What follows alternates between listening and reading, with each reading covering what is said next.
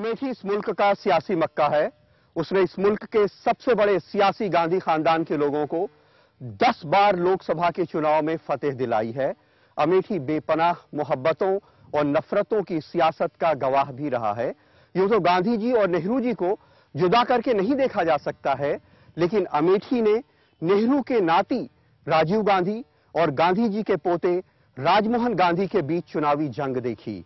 यूं तो संजय गांधी और राजीव गांधी में भी बेइंतहा मोहब्बत थी, लेकिन अमेठी संजय गांधी की बेवा मेनका गांधी और राजीव गांधी के बीच भी चुनावी जंग का गवाह बना।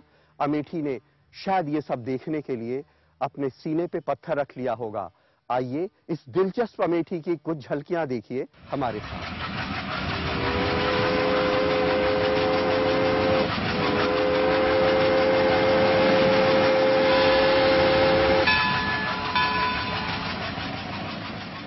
दुनिया की मुख्तलिफ जबानों के शायर तमाम इनकलाबों में शामिल रहे हैं।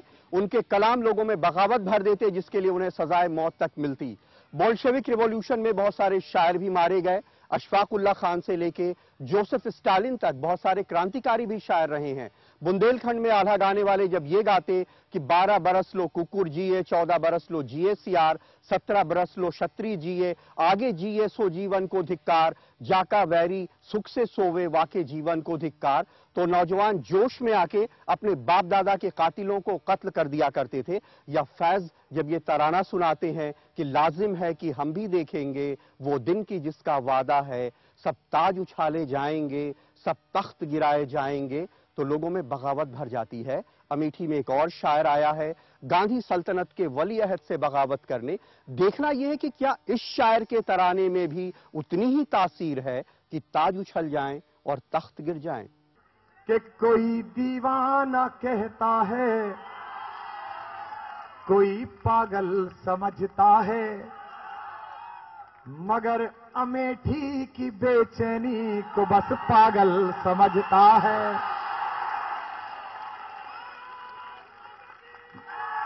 ये मुझसे दूर कैसे है, मैं इनसे दूर कैसा हूं, ये मेरा दिल समझता है या इनका दिल समझ।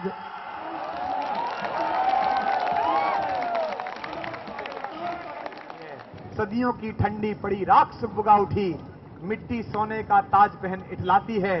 दो राह समय के रथ का घर घर नाच सुनो, सिंहासन खाली करो कि जनता आती है। अमेठी के खेतों में सरसों जवान हो चुकी है। उसके फूलों के रंग दिल चुरा लेते हैं।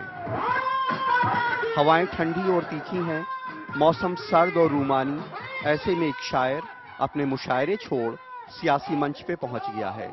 लोगों को उस खानदान से बगावत सिखा रहा है जिसका रिश्ता उनके साथ 1976 से है। मैं सिर्फ एक सवाल पूछ रहा हूं। केंद्र कहता है, कांग्रेस के साथी कहते हैं कि अमेठी में पिछले 10 साल में 55,000 करोड़ रुपए की योजनाएं आई हैं। कितनी?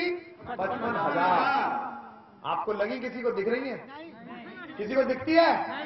आप में से किसी के पास तक पहुंचा? बताओ हाथ उठा के किसके पास नहीं पहुंचा।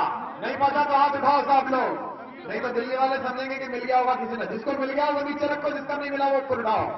नहीं पहुंचा इसका मतलब किसी के पास नहीं पहुंचा। तो फिर ये गया कहां पैसा, ये लगा कहां पैसा? देने में थोड़ा समझदारी कि हम क्या कह रहे क्या कर रहे हैं। वो कैसे होगा? अब वहाँ के उनके चापलूस जो अब वो सड़कों की खाक छान रहा है। मुशायरा लूट लेना और वोट हासिल कर लेने में जमीन आसमान का फर्क है। दोनों अलग तरह की कला है। एसडीओ साहब बैठे थे।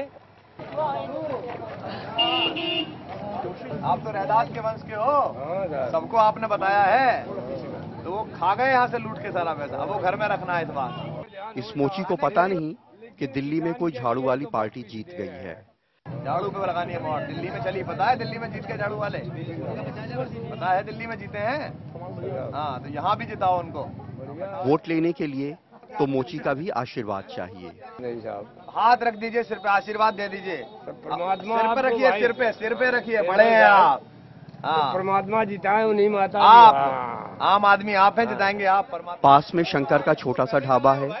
चाय अभी तैयार नहीं है, समोसे अभी तले जाने हैं, लेकिन कुमार विश्वास को मिठाई बहुत पसंद है, इसलिए लड्डू खिलाते हैं। ब्राह्मण मोदक प्रिय, ब्राह्मण को मोदक प्रिय है और क्या चाहिए। गांव में आए हैं सो ट्रैक्टर की सवारी भी कर रहे हैं।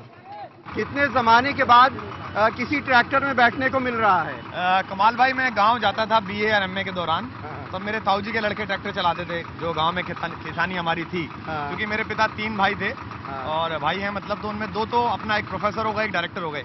एक सबसे बड़े ताऊजी थे, उनके यहाँ खेती थी, हम सारे चाचा और सबकी, तो उनके बेटे के साथ मैं अक्सर ट्रैक्टर पे बैठता था, चलाता भी था उस समय तक। कमाल भाई, महत्वपूर्ण ये नहीं है कि यहाँ से निर्णय की स्थितियां क्या होंगी, यहाँ कितने दिन में जागेगा। महत्वपूर्ण ये है कि पूरे देश में ये संदेश जा रहा है कि डायनेस्टी रूल के खिलाफ भी कुछ लोगों को खड़ा होना चाहिए। कहना कुमार विश्वास अमेठी की सड़कों पे, गलियों में, खेतों में, चौपालों में, पेड़ों के नीचे, खलिहानों के अंदर लोगों से मिलने की कोशिश कर रहे हैं, क्योंकि गांधी परिवार का रिश्ता यहाँ दशकों का है, जबकि कुमार विश्वास यहाँ का नया चेहरा है।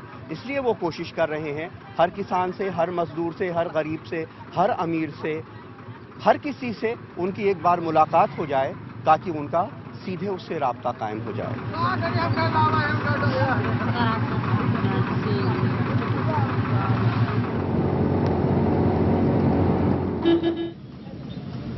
अमेठी छोटी छोटी रियासतों से घिरा हुआ है। रामनगर, कोट और तिलोई बड़ी रियासतें थीं। रियासतें खत्म हुई तो रियासतदार सियासतदां बन गए। लेकिन अमेठी को गांधी खानदान ने सुर्खियां दी। 1976 में संजय गांधी अमेठी आए। संजय की मौत के बाद राजीव गांधी, बाद में सोनिया गांधी और फिर राहुल गांधी यहां से एमपी बने। गांधी जी के पोते राजमोहन गांधी, मेनका गांधी, शरद यादव और कांशीराम यहां राजीव गांधी से शिकस्त पा चुके हैं। राहुल गांधी पिछला चुनाव यहां करीब 3 लाख वोट से जीते। अमेठी के जगदीशपुर में संजय गांधी ने इंडस्ट्रियल एरिया बनाया। बाद में राजीव गांधी ने यहां सैकड़ों कारखाने लगवाए। बीएचईएल, सेल, इंडोगल्फ, फर्टिलाइजर, एचएएल जैसे कारखाने उन्हीं की देन हैं। यहाँ पर नेशनल हाईवे का अंबार लगा दिया उन्होंने। यहाँ पर इसके अलावा इन्होंने एचएएल दिया, Hindustan aeronautics limited. Sanjay Gandhi hospital दिया। आंख के लिए उन्होंने इंदिरा गांधी आई हॉस्पिटल का बहुत बड़ा अस्पताल संजय गांधी कैंपस में उन्होंने खोला है। BHEL Bharat heavy electricals limited के नाम से दिया। शक्तिमान यूरिया दिया, लोहे के कारखाने दिया, मालविका दिया, सेल दिया, पेपर मिल छोटे मोटे कई लगे। कहने का मतलब यह है कि कुछ नौकरियां करके, कुछ तिजारत करके, कुछ दुकानदारी करके, कुछ मजदूरी करके, कुछ ठेकेदारी करके, कुछ ट्रांसपोर्टेशन का काम करके यहाँ के लोगों ने विकास की जो गति पकड़ी, यकीनन ये अल्लाह की मेहरबानी हो, नेहरू गांधी फैमिली की देन। लेकिन उनकी मौत के बाद तमाम फैक्ट्रियां बंद हो गईं और लोग बेरोजगार हो गए। फैक्ट्री के लिए लोन लिया। लोन लेने के बाद उन्होंने क्या किया, 50 करोड़ लोन लिया, 10 करोड़ लगाया, 40 करोड़ लेके वो भाग गए, कोई गाजियाबाद, कोई लखनऊ, और यहाँ फैक्ट्रियों को छोड़ दिया गया। वो कौड़ियों के दाम जो है अब लैंड माफिया जो है उसको ले लेके बेच रहे हैं। राहुल ने फिर से कारखाने लाने की कोशिशें शुरू की हैं, लेकिन बहुत देर से। बंद पड़ी मालविका स्टील्स सेल को दी गई है, लेकिन काम अभी नहीं शुरू हो पाया है। कुछ दिन पहले राहुल ने जगदीशपुर में एक मेगा फूड पार्क की बुनियाद रखी है। यह आदित्य बिरला ग्रुप बना रहा है। इससे करीब 40,000 किसानों को फायदा मिलेगा। तो हम अमेठी में, जगदीशपुर में बदलाव लाना चाहते हैं, और ये उसका एक बहुत बड़ा भाग है। राहुल गांधी जब ये कहते हैं कि अमेठी उनका दूसरा घर है, तो शायद वो गलत बयानी नहीं करते, क्योंकि 1976 में जब उनके चाचा संजय गांधी यहाँ चुनाव लड़ने के लिए आए थे, तब वो महज 6 साल के थे। उसके बाद उनके पिता राजीव गांधी, उसके बाद उनकी माता सोनिया गांधी, और उसके बाद वो खुद यहाँ सियासत में आए। 1991 के मई में लोकसभा का चुनाव प्रचार पूरा हो चुका था।